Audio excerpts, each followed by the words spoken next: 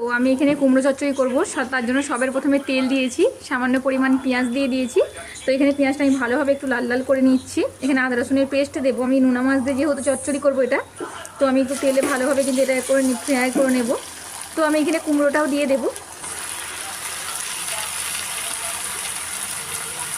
দিয়ে ভালোভাবে কিন্তু নাড়াচাড়া করে নেব। এখানে কুমড়োটা ভালোভাবে কিন্তু নাড়াচাড়া করে নিচ্ছি। এবার আমি একে একে সব মশলা দিয়ে দেবো। এখানে সামান্য পরিমাণ নুন দিচ্ছি, এখানে সামান্য একটু জিরে, ধনে গুঁড়ো, লঙ্কা গুঁড়ো আর সামান্য পরিমাণ হলদি দেবো। আর ভালোভাবে কিন্তু একটু মশলাটা আমি কষিয়ে নেবো যতক্ষণ না তেল ছেড়ে দেয়।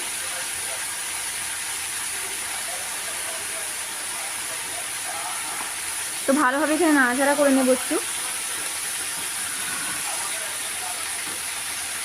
তো আমার এখানে ভালোভাবে কিন্তু কুমড়ো চচ্চড়িটা হয়ে গেছে, দেখতেই পাচ্ছেন। আমি কিন্তু এখানে নোনা মাছের মাথা দিয়েছি। তো কার কার এরম নোনা মাছের মাথা দিয়ে পাকা কুমড়ো চচ্চড়ি খেতে ভালো লাগে অবশ্যই কিন্তু কমেন্ট করে জানাবেন। আমার কিন্তু প্রচণ্ড ভালো লাগে। আর আমার এখানে ভালোভাবে কিন্তু হয়ে গেছে, একদম তেল ছেড়ে দিয়েছে।